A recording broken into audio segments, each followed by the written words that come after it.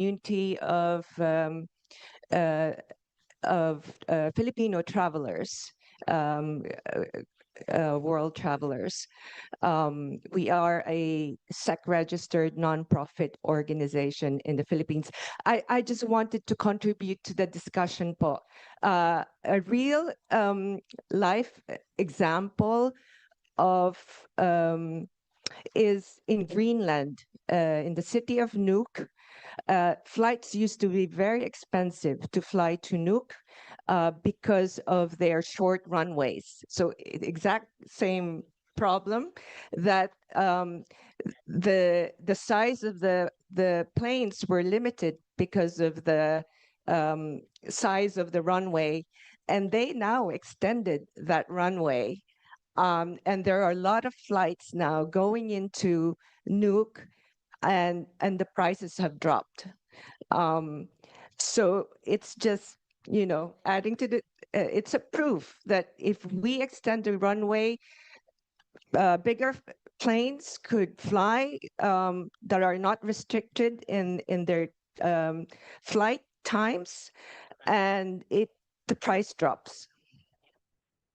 Thank you for your intervention. But at this point, I'd like to ask my colleague, Senator Tulfo. You may have an opening statement. Thank you, Mr. Chair. I've seen a report that says last year there was a 2.2% drop in our tourism or tourist visit to our country.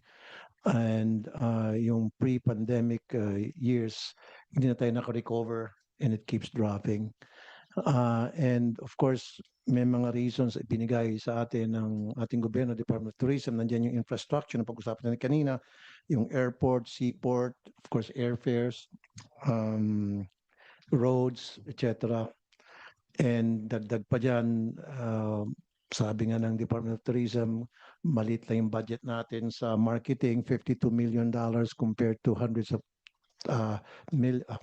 million compared to hundreds of millions of dollars sa other countries. So, ang point ko rito ngayon is kung anong meron, pagtsagaan na lang natin siguro muna. Okay? So, having said that, para sa akin, ang focus siguro natin sa marketing. Nakikita ko. Pero bago natin pag-usapan sa marketing, pag-usapan muna natin anong reason bakit nagkaroon ng draft ng tourist visit from Korea. And isa dyan, nakita ko ata dahil may namatay ata na Korean tourist. So kumalat yun sa Korea. So peace and order, is that a problem? And then number two, bakit nagkaroon ng big drop sa tourist arrivals from China?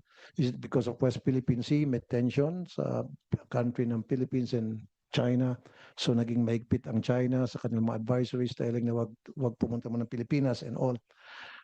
Now, let's talk about marketing. Okay, yes, $52 million. That's roughly 3 billion pesos.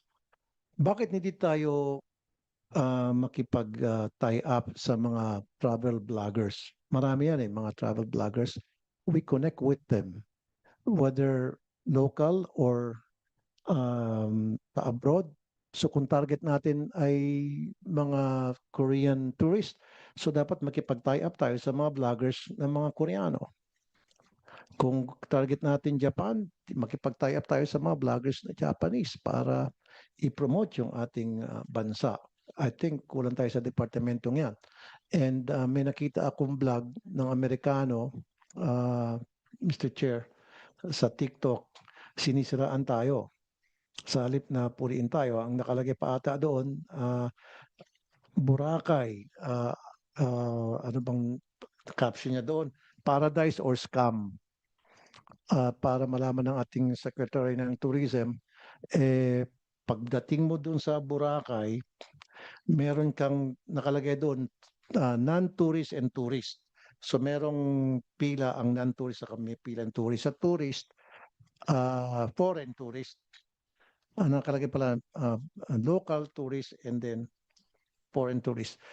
Merong 5 pupuntang kang booth at bawat booth mag-register ka doon at meron kang babayaran. Doon pa lang nakikita na parang scam agad. This is going to Boracay. So ba't kinakailangan pang pipila ka ng maraming beses para lamang ikaw ay makasakay sa bangka? And then bakit kailangan pa, kini-question niya, ba't kailangan pa magbayad sa environmental fee? Why do they have, anyway, lahat naman ng turista, whether local or foreign, why do we have to pay for environmental fee going to Boracay? Saan na pupunta yon? Sana i-absorb na lang yon ng mga hotels. Doon na lang dapat sa hotel. Quietly na pwedeng idagdag na doon. Bakit kailangan pang ibalando natin na kailangan niyo magbayad ng environmental fees? So yan siguro we have to eliminate dun sa Boracay at napakaraming dadaan ng mga booth para lamang makapunta ka ng Boracay. And I then, agree, Senator Tulfo. May experience din ako dahil ako'y mahilig magmotor. Pag pumunta ko rin sa mga bundok, no? Yung mga tourist destinations, may environmental fee, maraming tourism fee, maraming pang fee. Minsan kasi siguro yung mga LGUs, nagiging enterprising sila, naghahanap din sila. So dapat yun pag-usap-usap mamaya, marinig natin kay Secretary Frasco. Saan pa yung may mga ganyang problema? Thank you. saan na pupunta yung Bring it up. budget na yon? So Tama. siguro ito napupunta sa mga LGU. I'm sorry to say na baka kinukurakot lang ng mga taga-LGU yung environmental fee at kung ano ng mga fees na sinisingil. At wala naman tayo nakikita ng mga taga-LGU na naglilinis ng mga karagatan, mga beach, or anything like that. Wala eh. Ang nakikita ko, alam mo, sa Boracay, harap mo, linis mo. Ibig sabihin, yung hotel, ang lilinis ng harap niya. Wala akong nakikita ng taga-LGU. So why charge for environmental fees na mapupunta sa LGU or sa DOT na hindi naman napupunta? Doon talaga sa dapat pupuntahan. Isa pa sa nakikita ko, I'm very sorry, Secretary Frasco, parang lumilitaw na ikaw ay nagiging vlogger na it will not sell pag doon sa mga marketing materials natin puro mukha mong nakalagay doon. It shouldn't happen kasi another thing one thing na na-notice ko, halimbawa meron tong sa Japan ba ito na magazine. I think it's a free magazine. Pagkakataon na sana natin na para sumikat tayo sa Japan, yung tourism industry natin, sa halip, ang nakalagay dito, ikaw, and then yung mga groundbreaking, pinapakita natin sa halip na dapat ipapakita natin yung underground river, the eight wonders of the world, yun, Tabon Cave, etc. Ang pinakita doon, kayo po, at saka yung mga groundbreaking ceremony, which will not sell. If we want to sell something, pakita po natin yung mga tanawin o yung mga reasons why tourists will visit the country. Kasama na po dyan yung mga lugar na pwede pupuntahan, food, wellness, di ba, adventure. Those are the things that people would like to see, the tourists. And pumunta po ako sa website natin, wala ako masyadong nakikita ng mga lugar na kaakit-akit na para mainganyo yung mga tourist na pumunta. Nakikita ko puro mga festivals. I don't know kung iba yung napupuntahan ko website. Yeah, maganda po yung festivals. Pero kung kailangan natin talagang ma-invite yung mga tourists to come to our country, ano ba yung reason ba't nagtutour yung mga tao? Hindi naman po sa puro festival ang pinupunta ng mga turista rito. Of course, maganda yung festival. Pupunta sila rito for adventure, wellness, food, culture, and things like that. So yun po dapat ang binebenta natin. Huwag po natin ibinebenta yung maling mga bagay na hindi naman in-expect ng tourists when they arrive in our country. And lastly, dapat yung pagdating pa lamang sa airport, we have to identify who are the tourists, if possible, na vlogger. Kasi malaking dagok to sa atin na pag meron isang vlogger pumunta rito tapos siniraan tayo, magkakaroon ng domino effect yun sa bansa na kung saan sila, not only doon bansa sa kung saan sila, kundi yung mga followers nila. Tulad nitong American na vlogger, meron pang isa, siniraan tayo, at least itong American, medyo pino pa siya, kaya lang nakasira. So, dapat po, DOT, makipag-tie up po tayo sa mga local vloggers. Marami naman tayong mga local vloggers dito eh. Makipag-tie up po tayo sa mga foreign vloggers. I'm sure makakatulong in one way or the other. Thank you, Mr. Chair.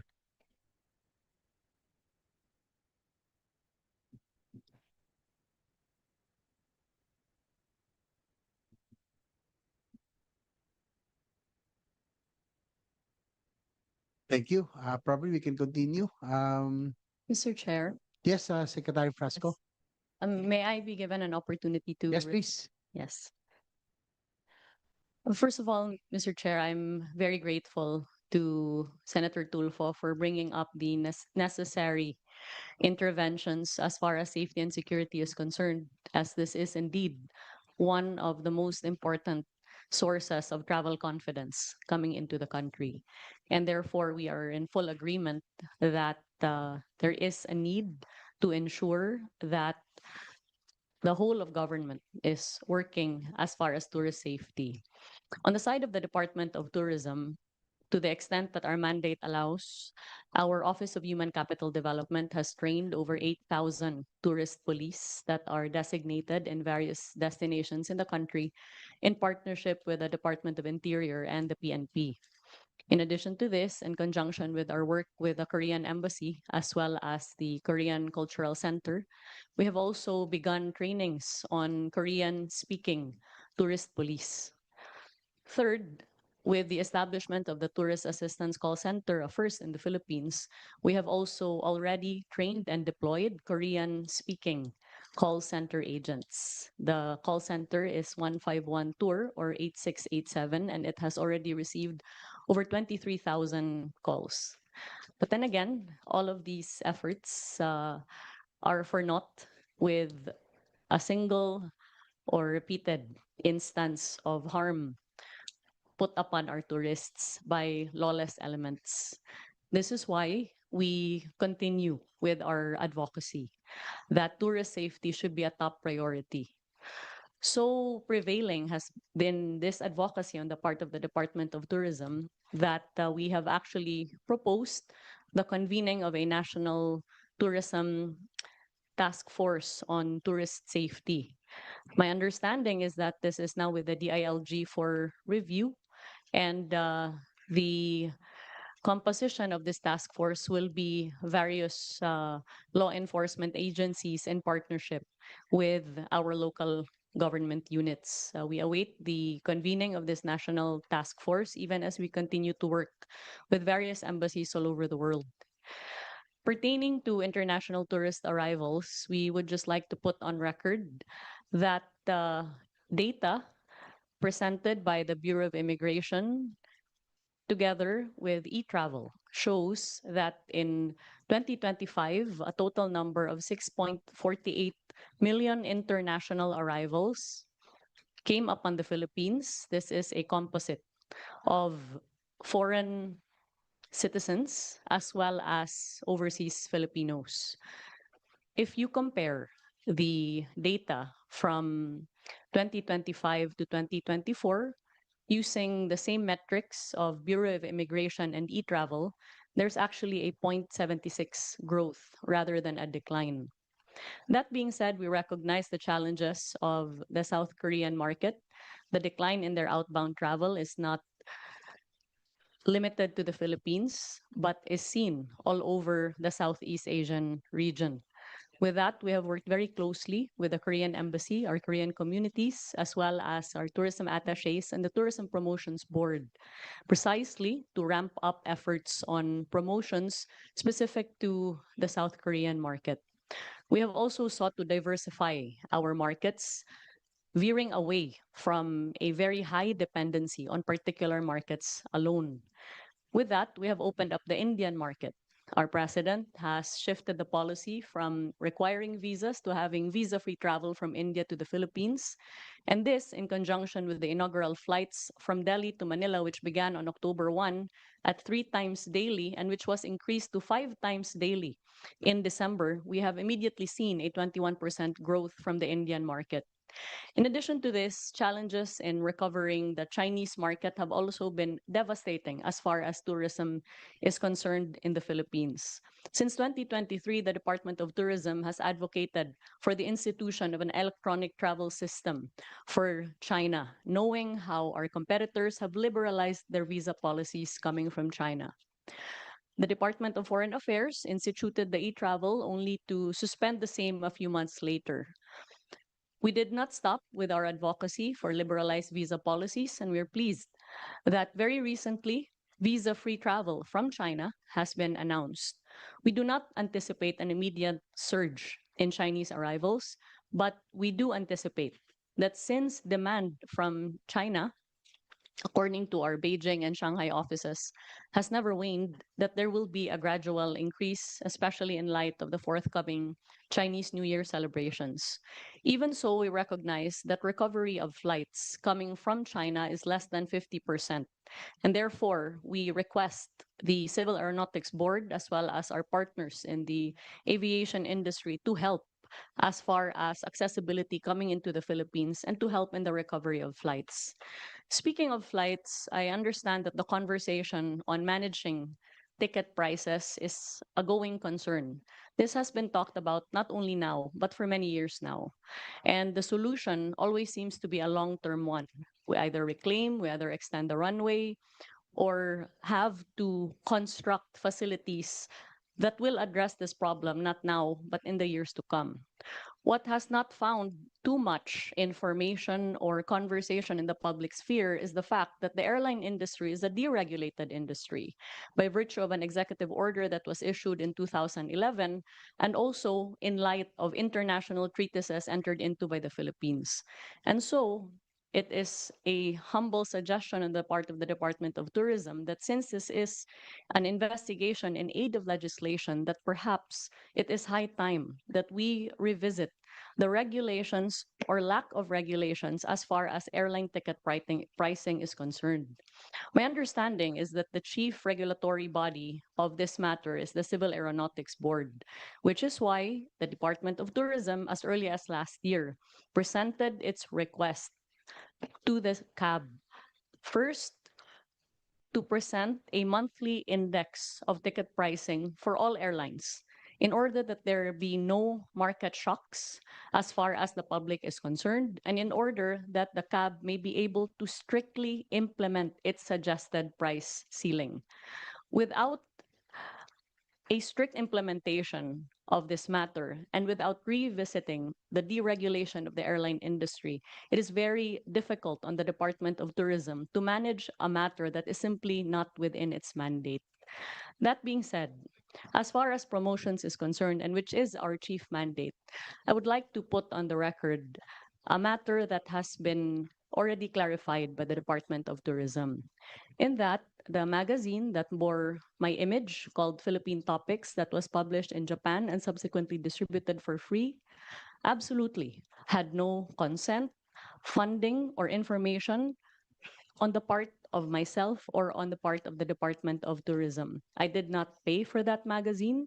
No government funds were used for that magazine, and my consent was never obtained in the use of my image for that magazine.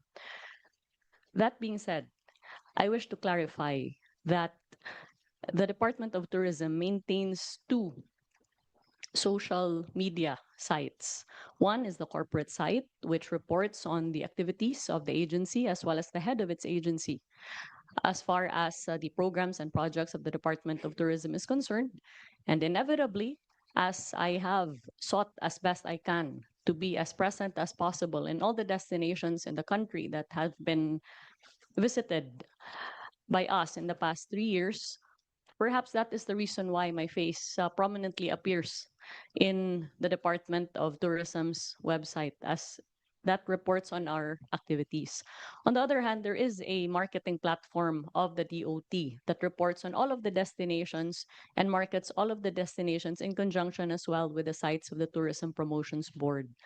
So we wish to assure this committee that the Department of Tourism has worked as hard as it could as far as promotions is concerned and has advocated as fiercely as possible as far as matters that can help or harm Philippine tourism, but are simply not entirely within the mandate of the DOT. Thank you. Well, Mr. Chair, yeah, thank you for that clarification, Secretary Frasco. You did say that you never give your consent to this magazine, Japanese magazine, for your picture to be featured in this magazine, free magazine. So what did you do after you learned that they use your picture, your image, and all, and even some items here that describes who you are? So how did they know who you are without you or some of your people telling them. And what did you do after you've learned, for example, if it's really true what you're saying, that they were using your pictures without their consent? Did you do anything? Yes, definitely, Mr. Senator. An immediate investigation was conducted upon my directive, and this is how we were able to find out that Philippine Topics magazine had sought permission to cover the Philippine Expo Pavilion in Japan. This was during the launch of the Philippine National Day of the country in Osaka Expo. And so they were given access to cover the Philippine National Day in Osaka. And my understanding is that the photo that was used as cover for the magazine was lifted from the coverage of that particular event. And the contents of the magazine are all lifted content. These are not the product of interviews that were conducted by them towards me, as there was never any. Therefore, after having learned that they were given access to the Osaka Expo, a demand letter had then been sent to Philippine Topics. First, to establish for the record that the magazine was in no way a directive or an editorial decision on the part of the DOT, and that no government funds were used in the publication Yes, of ma'am. the I magazine. understand that. So since may pag-amin po sa inyo na walang authority or you did not authorize them to use your pictures in this magazine, so para makabawi sila, bakit hindi niyo lang po kontakin ulit sila this time around with your authorization na mag-publish tayo ng mga magagandang tanawin sa Pilipinas, who we are and what are the places that they can go. It's free anyway, you said, right? So why not contact them? Parang quits na tayo. Sige, nilagay nyo kami dyan ng walang paalam. Ngayon naman, may paalam na kayo, pero itong ilalagay nyo. So we will dictate to them what we want published in their magazine since it's free. Why don't we do that? Kasi mataas ang circulations nito, I would suppose, because it's a free magazine. At maganda, glossy to magazine na ito. So why don't we take advantage of that? My And also, understanding. ma'am, Mhm. huwag ka magalit, ano? Kasi marami na akong natatanggap ng mga, feedback from other people na pagdating sa promotions, dapat ang pinopromote yung lugar, hindi dapat yung tao. Iwas tayo dun sa personality. We have to promote yung mga pupuntang lugar. Like I said, yung underground river sa Palawan, I think it's 8 wonders of the world ata. Is that considered? Tabon Cave, so many other places that we can feature na maingganyo po yung mga tourists to come over to our country. At i-minimize po natin yung mga festival. Okay, festivals, good. But the tourists will not come to the Philippines because of the festival. They come to the Philippines because of our beaches, the adventure that they can take advantage of, yung mga diving sites, etc. So nakita ko kasi sa isang website ng Philippine Tourism natin, puro mga festival. Kung akong turista, ba't ako pupunta? Ayoko ng festival eh. Of course, may mga tao gusto ng festivals. Di ba? Pupunta sila. Mga tiyatihan, kung ano-ano pa dyan. Sidulog. But hindi po magbebenta sa mga tourist dyan. Ang magbebenta sa mga tourist, yung adventure, wellness, food, etc. Yun ang po advice ko. So lastly, dito po, sige, para makabawi naman tong magazine na ito, balikan nyo sila, sabi mo, this time authorized na namin, ito yung mga magandang tanawin na pwedeng pumunta, i-promote nyo ito. Can you do that? Senator, unang-una po, hindi po ako nagagalit, nagtatrabaho lang po ako. Kaya siguro kaya po grabe po yung atake sa akin kaya hindi naman ako nagagalit, hindi na ako sumasagot, no. But I just wish to make clear na yung background ko po ay naging mayor po ako dun sa Cebu. Kaya yung manner, yung urgency, yung presence ng pagtatrabaho, ayun po yung background Okay, ko. yes ma'am. Hindi po ako sanay na magtrabaho sa loob lamang po ng opisina. Nandyan po ako on the ground. In less than 3 years po, nabisita na po natin yung lahat ng rehiyon ng Pilipinas and around 75% of all the 83 provinces of the Philippines. I agree with you ma'am, totally. Yeah. Hardworking po kayo. Now, sabi niyo po, yung sa magazine, wala pong consent ninyo, ilagay mukha nyo. How about dito po sa mga airport sa Cebu? Nandito po yung mukha nyo, welcoming the tourists That's actually not an airport in Cebu. That I believe is in Boracay. in Boracay. Yes. Let So me. instead po ng picture, like I said, no, Yes, nothing yes. personal with you, Mama. Instead na, sabi ko kanina, personality, ba't di na lang tayo maglalagay ng mga lugar na pwedeng puntahan na para, like I said kanina, for the end time, maingganyo yung mga tao na, "Oh, sige, pupunta ko, ang ganda niyan." Di ba parang sa ibang lugar, tulad sa Dubai, if I go to other countries, sa airport pa lang nila, makikita mo na sa walls yung mga lugar na pwede pupuntahan na you're being invited to go to that place. In this case, yan po ba may authorization po kayo na ilagay yung picture niyo diyan? Senator Tulfo, I'm really glad that you brought this up because earlier you talked about the 5 lines that people are supposed to take before they can enter Boracay Island. That's in relation to this particular situation. So this matter was brought to us as far as the 1.5 hours of waiting time before you can go into Boracay. Considering that the port is being operated by the provincial government of Aklan, we then, as far back as 2 years ago, approached the governor as well as the mayor to provide guidance as far as how they can improve the tourist experience in Boracay. This then resulted in a public-private partnership between the private sector as well as the provincial government of Aklan to introduce an electronic system that would improve those lines, reduce the number of lines from 5 to 2 or 3, I believe, and reduce the waiting time from around 1.5 hours to much less than that. As I recall, the product of the PPP was launched last year.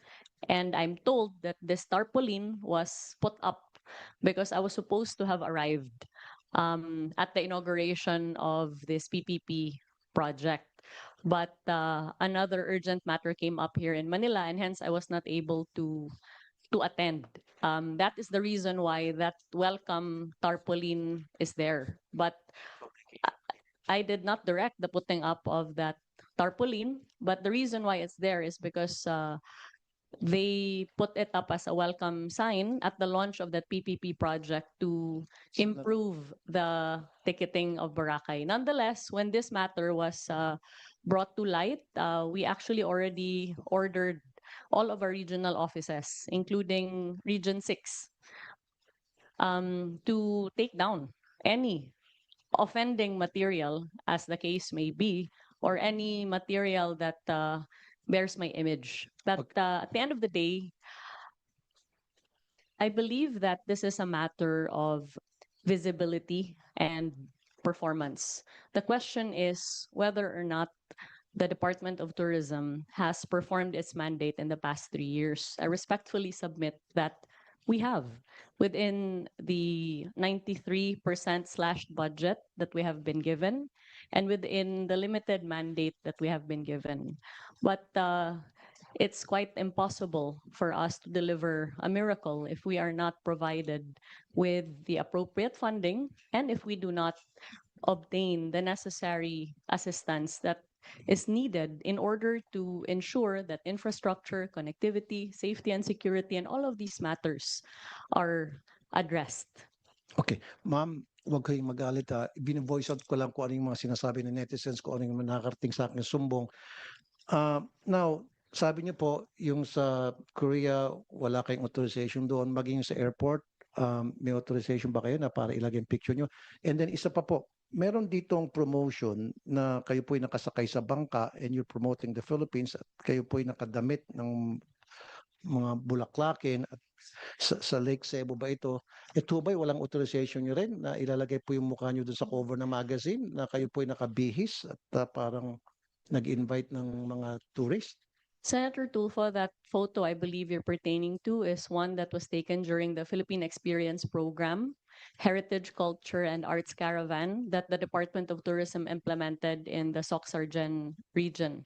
That is not a promotional material, but that's actually coverage of the activities of the department. that photo was taken at the time when we held the Philippine Experience Program in South Cotabato. So bakit hindi na lang po model na taga roon mismo, native po sa lugar na yon, nakilala sa lugar na yon? Why you? That photo was taken during my presence at the Yes, ma'am, South I know, I Cotabato. understand. Yes. We don't have any fight on that matter. What I'm trying to say is, But- someone who's recognized in that community, in that place, yung kilala, kunyari, Miss, kung anong bansa, ano bang lugar po yan? That's Lake Cebu. Cebu. Oh, how about Lake Cebu. Yes. Lake Cebu in Cebu? In South And Cotabato. so, how about Miss Cotabato instead of you? Nakilala sa lugar na yan. Senator So, why? Tulfo, let me clarify No, that. no, ma'am, let me finish Yes. first. Mm. Kanina hindi kita in-interrupt. So bakit hindi na lang po yung isang native na kilala ng mga tao na kapag nakita nila, maagad-agad maintindihan nila bakit siya nandyan as opposed to ikaw. Isa pa po. Ma'am, these are the things that I'm trying to voice out today. Nothing personal, nothing about you. These are the complaints that my office received, my action center received. They came to me and they talked to me and they told me everything I'm telling you now. Isa pa dito, meron sa isang, ano ba to? Pinakita sa amin na puro nakalagay frasco sa isang, sa Ninolan, Cebu. So doon sa mga, yung sa mga tabi-tabi na may mga eateries, mga karinderya. So merong kahabaan, puro karinderya sa, I think, sa highway ba ito? So sa taas, sana inilagay niyo po doon yung mga lugar na pwedeng pasyalan. I'm sure na dadaan dito yung mga turista kasi highway po ito. Sa halip na ilagay niyo po yung karatula doon ng mga places na pwedeng bisitahin, ang nilagay niyo po doon, puro apelyido niyo po all the way. So siguro po walang authorization sa inyo. Baka yung mga tao niyo lang pong gumawa niyan without you telling them. Baka merong gustong sumipsip sa inyo at nilagay yung name nyo. So siguro po pwede yung sabihin yung mga tao nyo next time, wag puro ako. Dapat yung mga lugar na talagang bebenta sa mga tourist. Is that good enough? Senator, with all due respect, I just wish to place on the record that the photos that have been used and transformed into memes are actually work photos. Is that AI? You're telling me that's AI? No. Okay. This is a work photo. I was in Lake Cebu in South Cotabato promoting the Philippine Experience Program. The interpretation or misinterpretation of that, of course, is up to public consumption. But we have all the documentation to prove that my presence there was a legitimate one, and it was to help the destination as far as crafting of tourism packages, tourism circuits, building up of attention for the destination in conjunction with our tourism stakeholders. I'm not saying, Mom, that you're not present, your presence there is not legit. Okay? What I'm saying is, yung presence mo doon, yung sa picture na yan, it doesn't fit in sa taste ng mga Pilipino na nakakita po niyan. Kaya nga po, binabash po kayo. Hanggang sa pumunta po sila sa action center ko para magreklamo. Nung malaman nila magkakaroon ng hearing ng ganito, they came to my office and they told me na ito yung baka pwede mo iparating sa Department of Tourism. That's why I'm trying to voice it out today here in the hearing. Okay. So, kasi ang nangyari, ma'am, ang dating daw sa kanila, parang pinopromote mo yung sarili mo versus dapat yung Pilipinas ang pinopromote mo o yung mga probinsya ang pinopromote mo versus you're promoting yourself. Yun po yung dating sa mga tao. Hindi po sa akin yun, ha? That's not from me, from them. So ang dating po sa mga tao na you're trying to promote yourself. So maybe we have to refrain from doing that. We can use model siguro. Di ba? Like I said, yan sabi mo sa Cotabato ba yan? Saan lugar? South Cotabato. Then let's use Miss South Cotabato as the model or a native South Cotabato. Ano ba yung pinaka-native dyan sa Cotabato? Yung mga indigenous people in Cotabato. Much better versus kayo po. Yun po yung pinopoint out ng mga lumapit po sa akin. Mr. Chair, gusto mo magsalita si Ms. Rasco? Sec, you want to respond? Yes, I completely hear you, Senator, and I'm grateful that you have brought these matters to light. But since I have the floor, I would just like to reiterate my position that I have tried to be as present as possible in our destinations and for our stakeholders. That is the extent of the duty that I have exercised and nothing more. I have no national ambition. I'm not running for any national position. And therefore, any accusation of self promotion would fall flat because I am not running for any national position in 2028. And therefore, there would be no reason for me to promote myself. I'm sorry, ma'am. I'm not saying that you're running. Don't put words into my mouth. I'm just saying that what I'm saying is, yung po nakakalata yung mga tao na parang pinopromote yung sarili mo for whatever reason. Now, also, ma'am, compared to other countries like Vietnam, Korea, Malaysia, Japan, hindi niyo po nakikita yung mukha ng mga secretaries ng Department of Tourism nila doon eh. Wala. Never ka makakita sa tourist materials ng kahit anong bansa na banggit ko, yung kanilang Secretary of Tourism, pinopromote yung mga muka ng mga pictures nila. That's what the Yes. people that came to me. Perhaps if it is the pleasure of the There. senator that I no longer visit our destinations or that there be no coverage of the same, we can take that into serious consideration. But as far as I'm, Of my course, ma'am, understanding, of course, ma'am, you can yes. visit. Why not? Yeah, I would even, people will appreciate you going there so that makita mo on the ground kung ano yung mga kulang, ano yung mga kailangang gawin, etc. But what we are saying here, ma'am, please, huwag mo i-promote yung sarili mo. Pag pupunta have ko na not, sa isang lugar, Senator. kung ano yung mga kulang doon, punahin mo and then punuan mo. Yun po yung point ng mga netizens na lumapit po sa akin. Okay? It has nothing to do about you. It has something to do na may problema at sinasabi na kung ano yung problema na dapat punuan natin ngayon. Senator, we would be also very happy to provide your office with all of the promotional efforts that we have made sans my face in the destinations covered in order to indicate that Thank you. the Department of Tourism has not ever ceased from promoting our destinations, notwithstanding our very, very limited budget.